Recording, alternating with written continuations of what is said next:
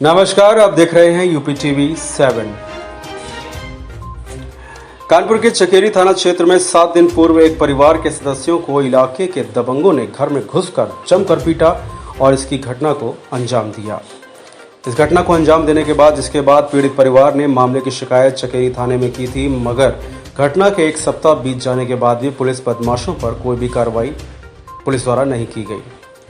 बीते 22 तारीख को चकेरी थाना क्षेत्र अंतर्गत न्यू आजाद नगर में रहने वाले आशीष तिवारी के घर पर घुसकर कुछ लोगों ने लाठी डंडे ईंट पत्थर से उस पर हमला कर दिया था, जिसकी पूरी घटना घर पर लगे सीसीटीवी कैमरे में कैद हो गई थी। जिसके बाद पीड़ित परिवार ने जिसकी सूचना संबंधित पुलिस चौकी व थाना चकेरी में दी थी। पुलिस ने पीड़ित का मेडिकल कराया, मगर एक भी आरोपी की गिरफ्तारी नहीं की गई। घटना के एक हफ्ता बीत जाने के बाद भी आरोपियों की गिरफ्तारी नहीं की गई।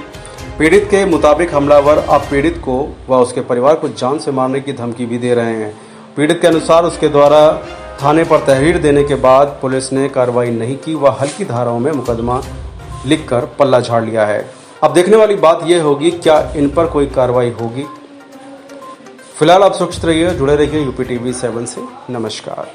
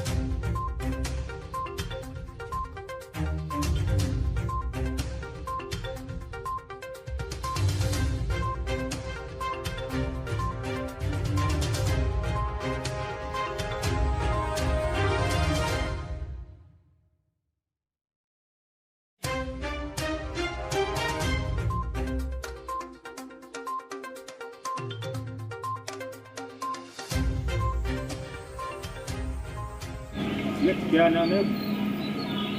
जी मेरा नाम आशीष कुमार तिवारी है। क्या घटना हुई? जी 22 तारीख की रात लगभग 10:30 11 बजे का टाइम था। हम अपने घर में सो रहे थे काम से आकर के, तो कुछ अज्ञात लोग यहीं के हैं, पीछे रहते हैं, उनको हम जानते हैं, और बाकी को 14-15 लोग अज्ञात थे, उनको हम नहीं जानते हैं। हम घर में सो रहे थे। हमारी बहन ने जब गेट को उन्होंने पीटा और बड़बड़ाया, ईटा पत्थर चलाए। जब उन्होंने गेट खोला तो बोले आशीष नहीं है। हम सो रहे थे क्योंकि हम थके थे, तो हमको नहीं बताया। तो वो गेट हमारा वाला भी बड़बड़ाने लगे, ईटा पत्थर चलाए। मेरा 4 महीने का बच्चा है, बहुत डर गया था, और मेरी बहन का बीपी ब्लड प्रेशर बहुत हाई हो गया था। फिर हम गेट के बाहर आए तो हमको घसीट लिया। मैं कपड़े भी नहीं पहना था, चड्डी केवल पहने था। मुझको घसीट करके 15-16 लोगों ने लाठी डंडों से पीटा। मेरी माँ ने मुझको बचाने की कोशिश करी थी, तो उन पर भी हाथापाई करी है, और मेरी बहन को भी चोट काफ़ी आ गई है, मेरी माँ को भी चोट आई। मैंने मम्मी का मेडिकल भी कराया, और इसके बाद जो है कि घटना किस लिए हुई मुझको कुछ नहीं मालूम है, ना मेरा कभी कोई झगड़ा है। और जिन्होंने घटना किया, इन्होंने जो है ये पुराने अपराधी हैं। और मेरी एक जंजीर थी सोने की जो हम पहने हुए थे, जो कैमरे में लगभग आ भी जाएगी, तो उन्होंने वो लूट करी है मेरे साथ। और मैंने थाने में, चकेरी थाने में अपील भी की, तहरीर दी। तो जिस प्रकार से हमने तहरीर दी उस प्रकार से कोई मुकदमा नहीं बनाया गया है, और ये 307 लगभग घटना की तरीक़ेकार हुआ था, तो उस प्रकार से कोई भी केस नहीं हुआ है। और जिन्होंने ये घटना की है, ये 2-3 को तो हम पहचान लेंगे, बाकी कैमरे में देख के हम बता देंगे। और ये लोग अभी 1 महीने पहले छूट के आए हैं, करण हत्याकांड के सभी अपराधी हैं, और जिनको संरक्षण दे रही हैं रंजू देवी, पूर्व ब्लॉक प्रमुख थी मैथा की, वो संरक्षण दे रही हैं। उन्हीं की गाड़ी XUV थी, नंबर हमें ठीक से याद नहीं है, और लेकिन गाड़ी उन्हीं की थी। मेरे कैमरे में आ गई है, रिकॉर्डिंग में सब कुछ है।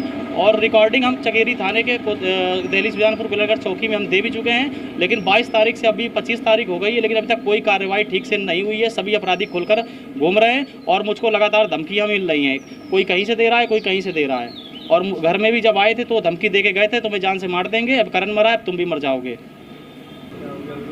अभी तक पुलिस ने कोई कार्रवाई नहीं की? जी नहीं, 22 तारीख को हमने तहरीर दी थी, FIR भी लिखी गई। उसमें कुछ समझ में नहीं आया क्योंकि बहुत जो FIR में धाराएं लगाई गई वो बहुत छोटी है, जिस प्रकार से घटना घटी है। और अगर पुलिस कार्रवाई नहीं करेगी तो हम ऊंचे स्तर से अधिकारी को बताएंगे अपनी बात को, और उसके हिसाब से हम कार्रवाई कराएंगे। वो बहुत ऊपर तक हम जाएंगे, क्योंकि हम इस बात को छोड़ेंगे नहीं, क्योंकि हमारे साथ जिस तरह घटना गई किसी के साथ भी घट सकती है। ये आपराधिक तत्व के लोग हैं जो बहुत ही गलत कर रहे हैं हमारे साथ।